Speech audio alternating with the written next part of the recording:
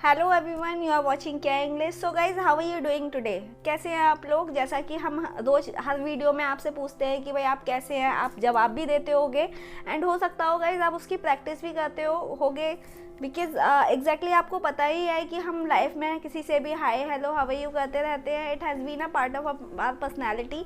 ये हमारी पर्सनैलिटी का एक पार्ट बन जाता है एंड फॉर बीइंग इम्प्रूव्ड हमें जब शुरुआत करनी होती है we have to start from zero. हमें ज़ीरो से स्टार्ट करना होता है और जीरो की बात करें तो उसमें सबसे पहले आता है hi hello how are you.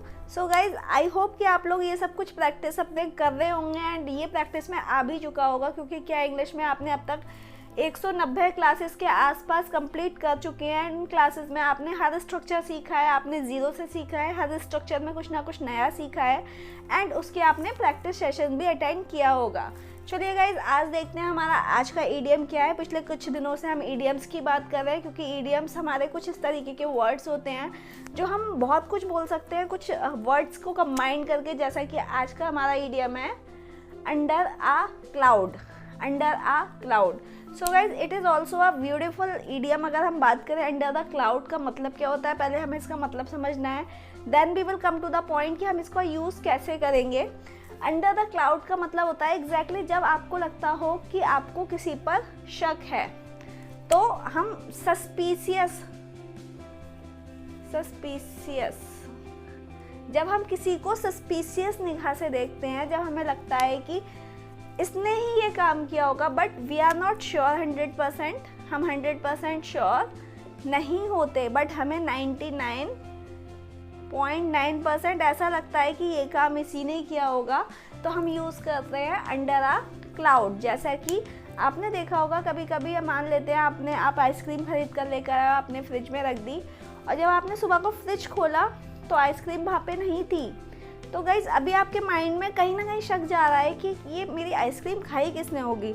हो सकता हो आपके भाई को ज़्यादा आइसक्रीम पसंद हो सकता हो आपके घर में आपकी बहन को ज़्यादा पसंद हो, तो आप उस तरीके से एक माइंड में एक अंदाज़ा लगा सकते हो सकता हो आप 100% अगर आपने देखा है तो आप 100% श्योर हो, बट कभी कभी ऐसा भी होता है कि आप 100% श्योर नहीं होते किसी भी काम को लेकर।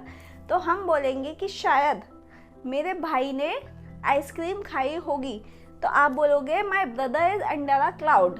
My brother is under a cloud मतलब मुझे उस पर डाउट है, ही इज़ सस्पिशियस, मुझे उस पर थोड़ा थोड़ा शक है कि ये काम इसने ही किया होगा। जब किसी को हम अंडर द डाउट और अंडर द सस्पेक्ट हम ले लेते हैं तो हम उसको बोलेंगे अंडर अ क्लाउड। अब मान लेते हैं कि गाइस आपने देखा होगा न्यूज़पेपर, अगर आप अंग्रेजी का आपने देखा होगा तो इस तरीके के वर्ड्स अक्सर यूज़ किए जाते हैं। This is also an idiom and it is being used very broadly, बहुत अच्छे से इसे यूज़ भी किया जाता है।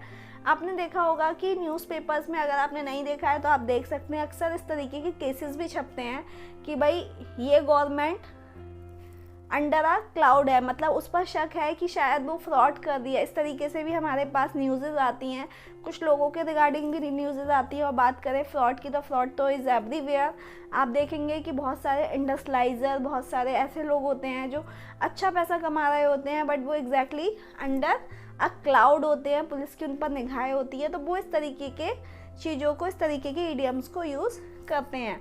आप इसका यूज़ घर में भी कर सकते हो, आप अपना स्कूल में भी कर सकते हो, आप अपने ऑफिस में भी कर सकते हो।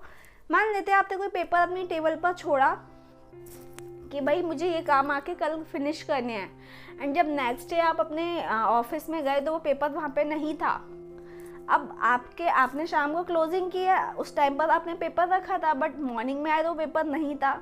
तो माइंड में ये होता है कि शायद आई थिंक जो सर्वेंट था, जो क्लीन करने वाला, जो हमारा सर्वेंट है या मेड है, शायद हो सकता हो उसने सफाई की हो और पेपर कहीं डाल दिया हो। तो आप बोल सकते हो my maid is under a cloud, my servant is under a cloud.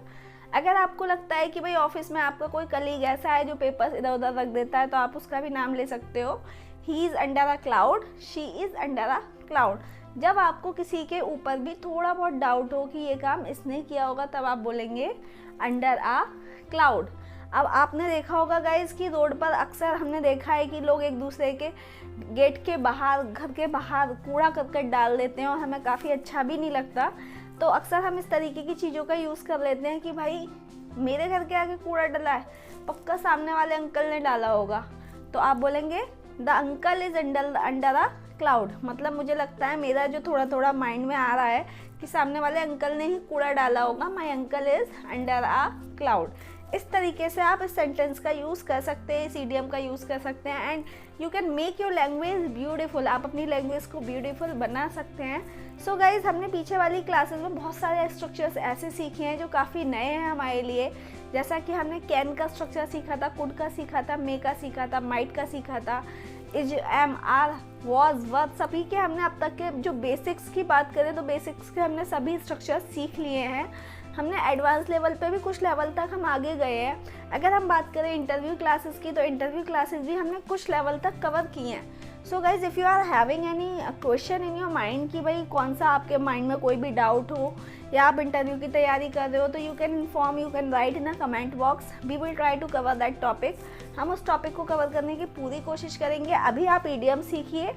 अगर आप कॉम्पिटिशन्स की तैयारी कर रहे हैं, अगर आप हो सकता हो 10th 12th के एग्ज़ाम्स देने वाले हो, और हो सकता हो अगर आप एग्ज़ाम्स ना भी दे रहे हो क्योंकि कोरोना चल रहा है and you must not be going to schools, आप स्कूल्स नहीं जा रहे होंगे। एंड ऑफ कोर्स गाइज, हमारा जो समय वेस्ट हो रहा है, स्कूल जाते हैं, थोड़ा बहुत सीख कर आते हैं, बट अभी हम स्कूल नहीं जा रहे हैं, ऑनलाइन स्टडीज़ चल रही है, कभी इंटरनेट की प्रॉब्लम तो कभी लाइट की प्रॉब्लम, इस वजह से हम स्टडीज़ भी नहीं कर पा रहे हैं। तो गाइज, आपको अपनी लर्निंग नहीं रोकनी है। You can learn as much as you can. जितना आप चाहते हो उतना सीख सकते हैं।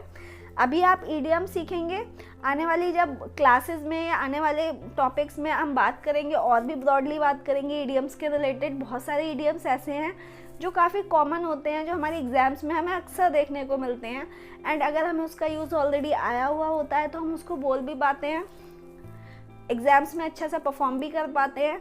एंड हाँ, ऑफ कोर्स गाइज, हम उसका जो लिमिटेड एरिया में जो हमें मीनिंग पता होता है उससे हम थोड़ा सा बाहर भी निकल पाते हैं। So it has been the end of the class. I hope कि अंडर द क्लाउड आप यूज़ करेंगे, अंडर द क्लाउड भी आप इसको यूज़ कर सकते हैं, वो भी आपका गलत नहीं होगा। So I will meet you in next class. देखते हैं नेक्स्ट क्लास क्या है। Have a nice day. Thank you.